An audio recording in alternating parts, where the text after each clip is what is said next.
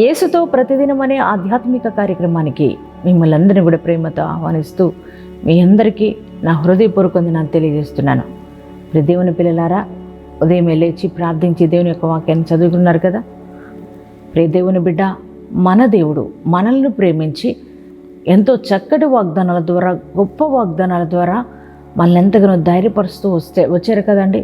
ప్రతికూలమైన పరిస్థితులు మన చుట్టూ ఆవరించి ఉన్నప్పుడు ఏమి చేయాలో దిక్కుతోచని పరిస్థితుల్లో, మరి అనేక పరిస్థితులు మనం చూస్తూ ఉండగా భయపడిపోతున్న మరి అటువంటి దినాలలో దేవుడు మరి ఆయన యొక్క వాగ్దానాల ద్వారా అనునిత్యము మనల్ని పలకరిస్తూ మనల్ని ఎంతగానో ధైర్యపరుస్తూ ముందుకు నడిపించారు కదండి. అన్ని విషయాల్లో, మన కుటుంబ విషయాల్లో అన్ని రకాల మనకు తోడుగా ఉన్నారు కదండి. అటువంటి గొప్ప దేవునికి మీరందరూ కూడా థ్యాంక్స్ చెప్పారని నేను నమ్ముచున్నాను. ప్రియ దేవుని బిడ్డ, మరి ఈ ఉదయకాలం కూడా దేవుడు ఎంతో చక్కటి వాగ్దానం ఇచ్చి మనల్ని బలపరచాలని ఆశిస్తున్నారు. మీరు కూడా ఆశతో వాగ్దానం కొరకు ఎదురు చూస్తున్నారు కదా. మరి ఆ వాగ్దానం ఏమిటో మనం చూద్దామా అండి. ఆమోసు గ్రంథము 9వ అధ్యాయము 12వ వచనాన్ని చదువుకుందాం. పూర్వపు రీతిగా దానిని మరలా కట్టుదును. ప్రైజ్ ది లార్డ్, హల్లెలూయా. ఎంత చక్కటి వాగ్దానం అండి. శ్రేష్టమైన వాగ్దానాన్ని ప్రభువు మనకి ఇస్తున్నారండి. ప్రియ దేవుని బిడ్డ, నిజమే, చాలామంది మరి జీవితాల్లో మరి ఒకప్పుడు చాలా మంచిగా బ్రతికారు. ఒకప్పుడు మరి ఎంతో గొప్పగా బ్రతికి ఉన్న వారు మీరు ఉన్నారు. కానీ మరి ఈ యొక్క సంవత్సర కాలంలో, ఈ 2021వ సంవత్సరంలో మరి మీకున్న స్థితిగతుల్లో మార్పులు వచ్చినాయి కదా. అంటే పూర్వం ఉన్న రీతిగా మీ జీవితాల్లో ఈ రోజున సమృద్ధి లేదు, సంతోషం లేదు, ఆనందం లేదు, మరి ఆరోగ్యం లేదు. అనేక రీతిగా బాధపడుతూ ఉన్నారు కదా. ప్రియ దేవుని పిల్లలారా, ఈ సంవత్సర కాలంలో చాలామందికి ఉద్యోగాలు కోల్పోయి, మరి చాలామంది శరీరంలో ఉన్న ఆరోగ్యాన్ని కోల్పోయి ఎంతో బాధపడుతున్నారు కదా. ఆర్థికంగా పడిపోయిన స్థితి, ఆత్మీయంగా పడిపోయిన స్థితి, అలాగే కుటుంబపరంగా పడిపోయిన స్థితి. ప్రియ దేవుని బిడ్డ, ఎంతో వేదన, బాధ, కన్నీరు, దుఃఖముతో మరి ఈ సంవత్సర కాలంలో మీరు గడుపుతూ వచ్చారు కదా. ఒకప్పుడండి మేము చాలా బాగున్నామండి, మా యొక్క ఆర్థిక పరిస్థితి ఎంతో గొప్పగా ఉందండి, మేము చాలా మంచిగా బ్రతికామండి. కానీ ఇప్పుడు మా పరిస్థితి బాలేదు, ఈ సంవత్సర కాలం ఉన్న పరిస్థితి బాలేదు. అలాగే ఒకప్పుడు నేను చాలా ఆరోగ్యంగా ఉండేవాడిని, నేను చాలా ఆరోగ్యంగా ఉండేదాన్ని, కానీ ఆరోగ్యాన్ని కోల్పోయాను ఇప్పుడు నేను. మరి నేను ఎంతో బలహీనరాలను అయిపోయాను అనుకుంటూ వేదన పడుతూ కృంగిపోయి ఉన్నారా. ఒకప్పుడు మా భార్యాభర్తలను చాలా అన్యోన్యంగా ఉండేవాళ్ళం అండి, కానీ ఇప్పుడు భార్యాభర్తలు మా యొక్క కుటుంబ పరిస్థితి విచ్ఛిన్నమైపోయింది. భర్త ఒక చోట, నేను ఒక చోట ఉంటున్నాను అని బాధపడుతూ కృంగిపోతున్నారా. ప్రియ దేవుని బిడ్డ, నా జీవితం ఏంటో, నా పరిస్థితులు ఏంటో అని అనుకుంటున్నారా. అలాగే ఆత్మీయంగా మరి ఎంతో ప్రార్థనాపరంగా ఒకప్పుడు ఉండేవారు, మీరు ఎంతో విశ్వాసములు ఉండేవారు. కానీ ఈ దినాన మరి నీకున్న ప్రతికూలమైన పరిస్థితులను బట్టి విశ్వాసాన్ని కోల్పోయి, ప్రార్థనను కోల్పోయి, ఆత్మీయంగా దిగజారిపోయిన అనుభవం, ఆత్మీయంగా పడిపోయిన అనుభవంలో మీరున్నారా. మా జీవితం ఏంటో, మా పరిస్థితులు ఏంటో అని అనుకుంటున్నారా. ప్రియ దేవుని పిల్లలారా, మరి నీ దేవుడు ఈ ఉదయకాలం నీతో మాట్లాడుతున్నారు. ఆయన అంటున్నారు, ఆయన ఏమని చెప్తున్నారంటే, పూర్వపు రీతిగా దాన్ని నేను మరలా కడతానంటున్నారు. ఎంత గొప్ప దేవుడండి. నీ దేవుడు నీతో మాట్లాడుతున్నారు నాన్న. ఆయన అంటున్నారు, తిరిగి నిన్ను ప్రభు మరలా కడతానంటున్నారు. మనుషులు కాదు నిన్ను కట్టేది, నీ దేవుడు నిన్ను తిరిగి కడతానంటున్నారు. నీ కుటుంబాన్ని, అలాగే మరి నీ యొక్క వ్యక్తిగతంగా నిన్ను కడతానంటున్నారు.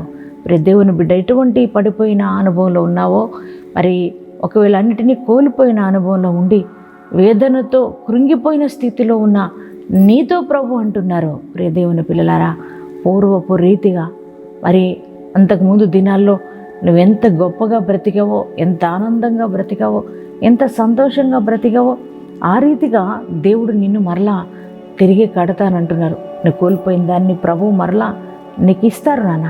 అది ఉద్యోగమే కావచ్చు, ఆస్తి విషయమే కావచ్చు. మరి దేవుని పిల్లలారా, అవి మరలా తిరిగి నీకు ప్రభు ఇస్తానంటున్నారు. నీకు ఆత్మీయ జీవితాన్ని కూడా తిరిగి ఆయన కడతానంటున్నారు. విచ్ఛిన్నమైపోయిన నీ కుటుంబాన్ని తిరిగి ఆయన కడతానని చెబుతున్నారు. ప్రియ దైవజనమా, ఎంత గొప్ప దేవుడు నీ దేవుడు. ఆయన కడితే ఇంకా మనకు భయం ఏంటండి? ఆయన నిన్ను కట్టబోతున్నాడు. నూతన సంవత్సరంలో రాబోతున్న మరి నూతన సంవత్సర కాలంలో దేవుడు తిరిగి నిన్ను మరలా కట్టబోతున్నాడు. నీ పరిస్థితులు చక్కపరచబడబోతున్నాయి. కోల్పోయిన నీ ఆరోగ్యం తిరిగి నువ్వు పొందుకోబోతున్నావు. చెదిరిపోయిన నీ కుటుంబ జీవితాన్ని మరలా దేవుడు కట్టబోతున్నాడు. అలాగే కోల్పోయిన ఉద్యోగ విషయాన్ని మరి ఉద్యోగ విషయంలో దేవుడు తిరిగి నిన్ను కట్టబోతున్నాడు. ప్రియ పిల్లలారా, మరి వేదన చెందొద్దండి, ధైర్యంగా ఉండండి, మరి విశ్వసించండి దేవుని కార్యాన్ని. ఆయన మాటను నమ్మండి. ఆయన మాట ఇస్తే తప్పే దేవుడు కానే కాదు కదా. నిన్ను నేను కడతాను అంటున్నాడు ప్రభు. పూర్వపు రీతిని దాన్ని నిన్ను మరలా కడతానని దేవుడు వాగ్దానం ఇస్తున్నాడు. ప్రియ దేవుని పిల్లలారా, వ్యక్తిగతంగా, కుటుంబ పరంగా, ఆర్థికంగా, ఆత్మీయ పరంగా, అలాగే సేవాపరంగా అన్ని రకాల తిరిగి నిన్ను ఆయన కట్టబోతున్నాడు. యేసయ్య నిన్ను కట్టబోతున్నాడు. మరి నమ్ముతున్నారా? ఈ వాగ్దానాన్ని విశ్వసిస్తున్నారా? ఈ వాగ్దానాన్ని మీరు విశ్వసించి మీ హృదయంలోనికి ఈ వాగ్దానాన్ని రిసీవ్ చేసుకున్నట్లయితే దేవాది దేవుడు ఈ వాగ్దానాన్ని మీ జీవితంలో నెరవేర్చునుగాక. మనమందరం కూడా ప్రార్థించుదామండి. నా ప్రియ తండ్రి, నీ ఘనమైన శ్రేష్టమైన మహిమోన్నతమైన నామమునకు కోటాను కోట్ల స్తోత్రాలు చెల్లిస్తున్నాం ప్రభా. ప్రియ తండ్రి, నాయనా ప్రభా, ఈ యొక్క సంవత్సరాది మొదలుకొని సంవత్సరాంతం వరకు నాయన నీ కృపా క్షేమములతో అయా మమ్మల్ని అందరినీ కూడా మీరు కాచి కాపాడినందుకు మీకే కృతజ్ఞతా స్తోత్రాలు చెల్లిస్తున్నాం తండ్రి ప్రభా. ప్రియ తండ్రి, నాయన అనునిత్యము మా పైన శ్రద్ధ నిలుపుతూ నాయన ఈ సంవత్సర కాలంలో ప్రభా, ఈ ప్రతికూలమైన పరిస్థితుల మధ్యలో శ్రేష్టమైన వాగ్దానాలు మాకు ఇస్తూ అయా ఆత్మీయంగా అయా మమ్మల్ని వ్యక్తిగతంగా ఎంతగానో బలపరుస్తూ నడిపిస్తూ వచ్చిన విధానం కొరకు మీకే వందనాలు స్తోత్రాలు చెల్లిస్తున్నాం దేవా. అయ్యా ఇదిగో తండ్రి ప్రభా, అయ్యా లెక్కించలేని మేలులతో మమ్మల్ని మీరు తృప్తిపరుస్తూ వచ్చినందుకు నీకే స్తోత్రాలు. అలాగే నాయన ఈ చివరి దినం నాయనా ప్రభా, ఈ సంవత్సరాంతంలో ఈ చివరి దినం నాయన మీరు మాకు ఇచ్చిన వాగ్దానమును బట్టి నీకు వందనాలు దేవా.